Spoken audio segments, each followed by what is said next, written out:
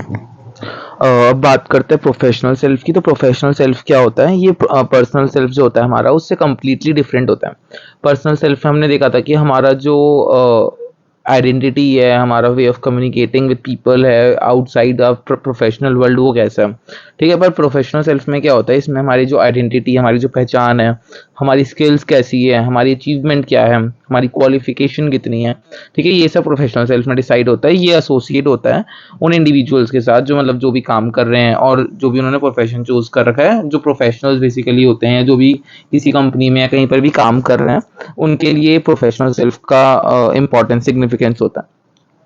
ठीक है। तो प्रोफेशनल सेल्फ जो होता है वो इनकम्पास करता है aspects related to ones career, ठीक है, कि एक पर्सन जो है उसका करियर रिलेटेड वो कैसा बंदा है, उसके प्रोफेशनली गोल्स क्या हैं, ठीक है, उसके क्या क्या गोल्स हैं, उसकी क्या क्या स्किल्स हैं, वर्क रिलेटेड स्किल्स क्या क्या हैं उसकी, और क्या क्या उसने अचीव करा है, ठीक है। ये इन सब चीज़ों को कंसिडर करा जाता है while estimating someone's professional self, ठीक है। प्रोफेशनल सेल्फ में ये देखते हैं कि उसकी आइडेंटिटी क्या है, उसकी स्किल्स क्या है, उसकी मतलब जो भी स्किल्स हो गई, फॉर एग्जांपल कम्युनिकेशन स्किल्स, उसने क्या क्या अचीव करा अपनी लाइफ में, उसके प्रोफेशनल गोल्स क्या हैं, वो किस करियर में काम करता है, उसके अचीवमेंट्स क्या है, ठीक है। ये सब क्या क्या किस किस के की पॉइंट्स होते हैं, ये हमारे प्रोफेशनल सेल्फ के की पॉइंट्स होते हैं। अब हम बात करते हैं की पॉइंट में प्रोफेशनल आइडेंटिटी की। तो जो हमारा प्रोफेशनल सेल्फ होता है वो उसमें इन्वॉल्व होता है हमारी प्रोफेशनल आइडेंटिटी, जो एक इंडिविजुअल डेवलप करता है based on their chosen career path, ठीक है। प्रोफेशनल सेल्फ क्या होता है, इसमें ये एक प्रोफेशनल आइडेंटिटी होती है, ये एक बंदे की प्रोफेशनल पहचान होती है जो एक इंडिविजुअल डेवलप करता है और किस बेसिस पे, जो भी उसने करियर पाथ चूज कर रखा है या उसका जो भी जॉब रोल था, जो भी उसकी क्वालिफिकेशन है, उसके बेसिस पे जो उसकी पर्सन की प्रोफेशनल आइडेंटिटी होती है, वो हो गया हमारा प्रोफेशनल सेल्फ, ठीक है। तो प्रोफेशनल सेल्फ में क्या क्या होता है हमारा, एक पर्सन की क्या आइडेंटिटी है जो एक इंडिविजुअल डेवलप करता है, क्या करियर पाथ है उसके, क्या जॉब रोल है, क्या क्वालिफिकेशन है, जो प्रोफेशनल आइडेंटिटी। उसके अलावा होता है करियर गोल्स एंड डेवलपमेंट, ठीक है। इसमें करियर गोल्स एंड डेवलपमेंट में क्या इन्वॉल्व होता है, करियर गोल्स एंड डेवलपमेंट में हमारा इन्वॉल्व होता है हमारे जो भी गोल्स हैं, फॉर एग्जांपल कि अपने प्रोफेशन में हम कितना एडवांस कर पा रहे हैं, हमारी क्या क्या नई स्किल्स हैं, या क्या लीडरशिप गोल्स हैं जिनको हम निभा पा रहे हैं, क्या हमारा being in that particular profession हमारा रोल क्या है इन टर्म्स ऑफ लीडरशिप, ठीक है। ये सब इनके की पॉइंट्स हैं, एक तो प्रोफेशनल आइडेंटिटी और दूसरा career goals and development, and next one is professional reputation,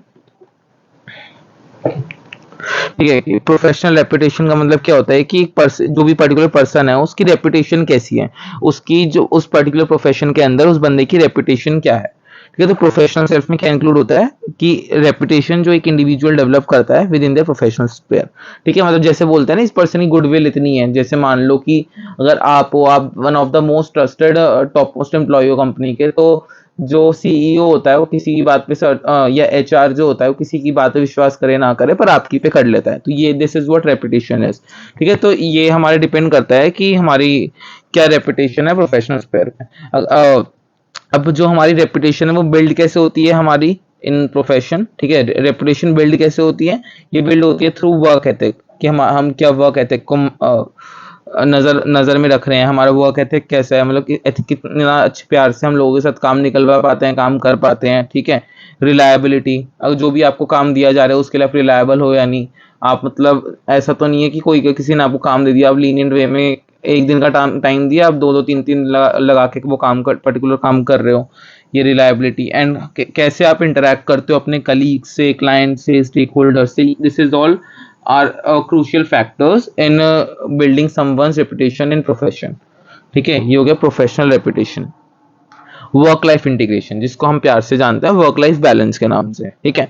तो ये क्या होता है प्रोफेशनल सेल्फ में, यही नहीं होता खाली कि आपको प्रोफेशनली बहुत हाई गोल अचीव करना है, बहुत ऊपर तक जाना है और जा रहे हो आप, तो इसका मतलब ये नहीं है कि आप you are a good professional person.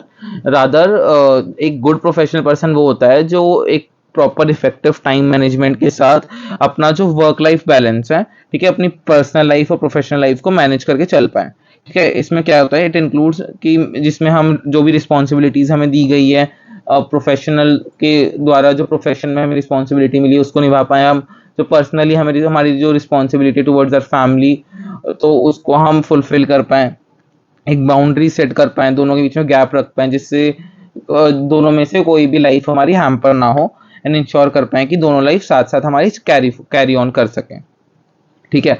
तो ये it is important to note, ये इंपॉर्टेंट होगा नोट करना कि जो पर्सनल प्रोफेशनल सेल्फ होता है वो एक दूसरे से इंटरकनेक्टेड होते हैं। पर्सनल सेल्फ और प्रोफेशनल सेल्फ एक दूसरे से जुड़े रहते हैं, एंड इन दोनों के बीच में बैलेंस फाइंड करना ये बहुत इंपॉर्टेंट होता है in overall success and in overall success of the person and in wellbeing. ठीक है, ओवरऑल पर्सन की सक्सेस के लिए और उसकी वेलबींग के लिए ये बहुत इंपॉर्टेंट चीज होती है, ये हो गया वर्क लाइफ बैलेंस, राइट। अब बात करते हैं हम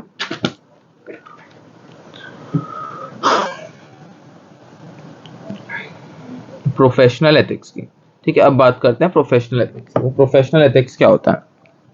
ये हमारा सेकंड सब पार्ट है। इसके बाद एक सब पार्ट और बचा है हमारा, and then will be finished with the unit 1।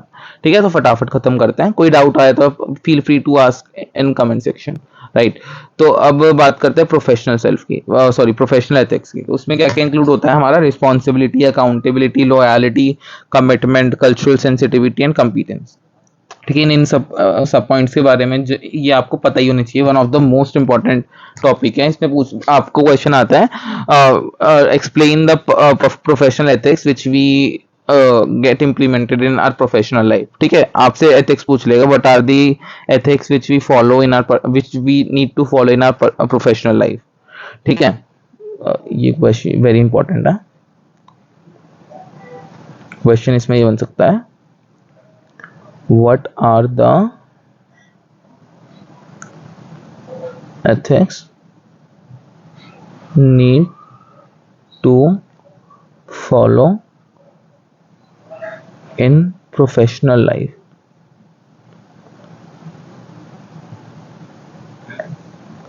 ठीक, ठीक, क्या क्वेश्चन आ सकता है हमारा कि व्हाट आर द एथिक्स, क्या क्या एथिक्स होते हैं जो हमें फॉलो करने चाहिए हमारी प्रोफेशनल लाइफ में।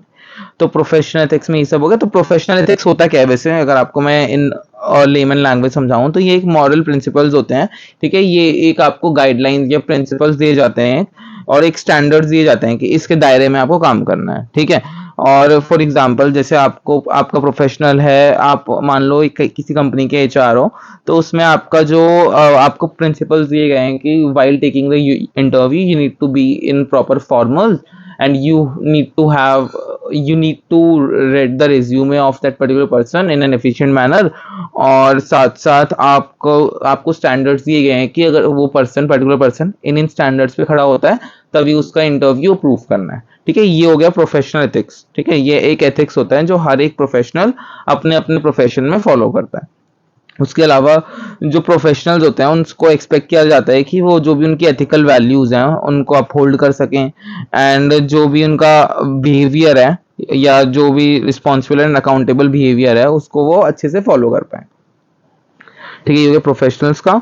एडिशनली क्या होता है, ये वो लोग इनकरेज किए जाते हैं कि टू शो लॉयलिटी। ठीक है, उनको इनकरेज करा जाता है कि वो लॉयलिटी को शो करें, कमिटमेंट शो करें।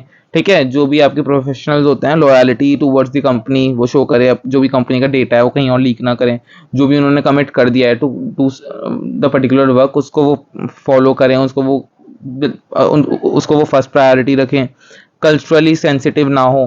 कल्चरली सेंसिटिव मतलब कि कोई भी जो अलग अलग डिफरेंट कल्चर के लोग आ रहे हैं उनको डिस्क्रिमिनेट ना करें, उनके साथ भी यूनिटी से काम करें, कोऑर्डिनेशन से काम करें, एंड जो भी स्ट्रैटेजिक थिंकिंग और डिसीजन मेकिंग प्रोसेस है उसमें भी वो अपना कॉम्पिटेंस सेटअप कर पाए। ठीक है, ये हो गया प्रोफेशनल एथिक्स का बेसिक इंट्रो। अब इसके अगेन की वो जो मेन सब पॉइंट्स हैं प्रोफेशनल एथिक्स के, जो एक्चुअल में प्रोफेशनल एथिक्स होते हैं उसको एक बार पढ़ लेते हैं। आप अपनी लैंग्वेज में भी लिख सकते हैं बट ये वर्ड याद रखना, रिस्पॉन्सिबिलिटी, अकाउंटेबिलिटी, रॉयलिटी। ठीक है, इसको फिर अपनी लैंग्वेज में भी एक्सप्लेन कर सकते हैं आप। तो रिस्पॉन्सिबिलिटी क्या होता है? रिस्पॉन्सिबिलिटी इंटेल करता है कि इसमें हम जो भी एक पर्सन जो भी एक्शन जो भी वो बंदा काम कर रहा है उसकी ओनरशिप लें। ठीक है, इसमें जो भी आपने को टास्क असाइन किया गया है उसके लिए you should take the responsibility of completing that particular task. इस कंपनी सेड कि आपको इतना टारगेट मीट करना है, if you are a sales person, तो उसमें आप you are responsible to complete that task on the given time frame, और उस टास्क को अचीव करने का आपका पूरा ओनरशिप होनी चाहिए। ठीक है, अब उसके लिए आप ही रिस्पॉन्सिबल हो अगर वो टारगेट अचीव नहीं होता है तो जो प्रोफेशनल्स हैं वो उनसे एक्सपेक्ट करा जाता है कि वो अपनी जितनी भी जो भी ड्यूटीज हैं उनको फुलफिल करें, एंड जो भी उनके ऑब्लिगेशंस हैं उनको डेलीगेंटली कंप्लीट करने को देखें, एंड जो भी considering the impact of their work on clients, colleagues and the wider community. And इसको भी वो ध्यान में रखें कि जो भी उनके एक्शंस होंगे, जो भी वो काम करेंगे, उसके जो भी एक्शंस निकलेंगे, जो भी आउटकम्स निकलेंगे, उससे उनके जो क्लाइंट्स हैं उनके काम पे इफेक्ट पड़ेगा, कंपनी के काम पे इफेक्ट पड़ेगा, एंड उनके जो कलीग्स हैं उन पे इफेक्ट पड़ेगा, एंड एट द एंड जो पूरी वाइडर कम्युनिटी है उस पर एक बहुत बड़ा इफेक्ट या एक इफेक्ट पड़ेगा। ठीक है, तो उस तरीके से आपको चीज़ों को करना है when you are taking a responsibility. ठीक है, ये हो गया रिस्पॉन्सिबिलिटी का। तो अब बात करते हैं अकाउंटेबिलिटी की। तो अकाउंटेबिलिटी होता क्या है कि जो भी प्रोफेशनल्स वगैरह होते हैं हमारे, वो रिस्पॉन्सिबिलिटी एक्सेप्ट करने के बाद उन पे रिस्पॉन्सिबिलिटी होती है कि वो टास्क को कंप्लीट करें। अगर टास्क को कंप्लीट नहीं करा तो उसके लिए जो भी उसके एक्शंस होंगे, उसके लिए अगर आप लायबल हो या जो भी पर्सन लायबल है जिसको वो रिस्पॉन्सिबिलिटी असाइन हुई है, तो वो हो गई अकाउंटेबिलिटी। ठीक है, मतलब कि for the actions that you do in that come out from the particular work, जो आपको साइन हुआ है उससे जो वो आउटकम आ रहा है उसके लिए रिस्पॉन्सिबल कौन हो गया, आप हो गए। तो ये हो गया अकाउंटेबिलिटी। जो प्रोफेशनल्स होते हैं उनको उनसे एक्सपेक्ट करा जाता है कि वो ट्रांसपेरेंसी रखें, इंटीग्रिटी रखें एंड एबिलिटी रखें कि जब भी उनके पास जब भी जो भी एक्शंस के आउटकम है उसके लिए वो जस्टिफिकेशन दे पाए। ठीक है, ये हो गया हमारा अकाउंटेबिलिटी, राइट। तो इसका हमारा क्या हो गया अकाउंटेबिलिटी का, कि जो प्रोफेशनल्स होते हैं वो एक्सपेक्ट करा जाता है उनसे कि वो ट्रांसपेरेंसी रखें, ऑनेस्टी रखें एंड एबिलिटी रखें कि वो जो भी एक्शंस आया है हमारा उस फ्रॉम पर्टिकुलर रिस्पॉन्सिबिलिटी, उसको वो उसकी जस्टिफिकेशन दे पाए। ठीक है, दैट इज अकाउंटेबिलिटी। अब बात करते हैं लॉयलिटी की। तो लॉयलिटी क्या होता है? लॉयलिटी प्रोफेशनल एथिक्स में इसका मतलब होता है बीइंग फेथफुल। ठीक है, फेथफुल रहना, ट्रस्टवर्दी रहना एंड कमिटेड रहना एक ऑर्गेनाइजेशन के इंटरेस्ट के प्रति। ठीक है, जो भी एक ऑर्गेनाइजेशन है उसका जो भी इंटरेस्ट है उसके प्रति आपको क्या रहना है, फेथफुल रहना है, ट्रस्टवर्दी रहना है और कमिटेड रहना है, राइट। तो जो प्रोफेशनल्स होते हैं वो प्रायोरिटाइज करते हैं अपना वेलबींग एंड ऑब्जेक्टिव्स, जिससे कॉन्फिडेंशियलिटी मेंटेन रहे एंड जो कॉन्फ्लिक्ट ऑफ इंटरेस्ट है वो कभी ना है। ठीक है, तो आपको कंपनी के प्रति लॉयल रहना चाहिए। अगर कंपनी में कोई भी डेटा है जो बहुत ज़्यादा क्रूशियल है, उसको आपको ध्यान रखना चाहिए, आप वो डेटा किसी भी कॉम्पिटिटर या कहीं भी आउटसाइड वर्ल्ड में लीक ना करें। ठीक है, you need to be loyal among with your company. ये हो गया लॉयलिटी। अब बात करते हैं कमिटमेंट की। ठीक है, आपको भी देख रहे हो गया आपकी ये जो टॉपिक है एक्चुअल में काफ़ी इंटरेस्टिंग है। इसमें सारे पॉइंट्स इजी टू अंडरस्टैंड है एंड इसमें ऐसा बोर्डम वाला कोई सीन नहीं नज़र आ रहा है मुझे पर्सनली। ठीक है, अब बात करते हैं fourth one is commitment. Commitment का मतलब वैसे आपको पता ही होगा कि एक बार मैंने कमिटमेंट कर दी तो मैं फिर तो किसी की भी नहीं सुनता। ठीक है, तो कमिटमेंट क्या होता है? कमिटमेंट का मतलब होता है डेडिकेशन। क्या आप में वो डेडिकेशन है, क्या आप में वो परसिस्टेंस है जो प्रोफेशनल्स एग्जिबिट करते हैं अपने वर्क के प्रति। ठीक है, कमिटमेंट मतलब कि आपने अगर किसी काम को अपने बोल दिया है कि मैं ये काम को करके दिखाऊंगा, आपने कमिटमेंट कर दिया है कि मैं इस ईयर इतनी सेल्स करवा के दिखाऊंगा, तो you need to work as much hard as possible in order to complete your commitment। ठीक है, तो कमिटमेंट क्या होती है? डेडिकेशन एंड परसिस्टेंस होती है जो प्रोफेशनल एग्जिबिट करते हैं towards their work, client and professional growth. तो जो प्रोफेशनल्स होते हैं हमारे वो उनसे एक्सपेक्ट करा जाता है कि वो एक स्ट्रॉन्ग वर्क एथिक को फॉलो करें, अपनी जो भी ड्यूटीज़ हैं, ऑब्लिगेशंस हैं, उनको फुलफिल करें एंड एक एक्स्ट्रा माइल जाए, मतलब कि अपनी लिमिट्स को सरपास करें whenever necessary to deliver high quality result. ये हो गया कमिटमेंट, कि जो आपने कमिटमेंट कर दिया उसको आपको फॉलो करना ही पड़ेगा। ठीक, कमिटमेंट हो गया हमारा। अब बात करते हैं फिफ्थ वन की, दैट इज कल्चरल सेंसिटिविटी। तो कल्चरल सेंसिटिविटी क्या होता है?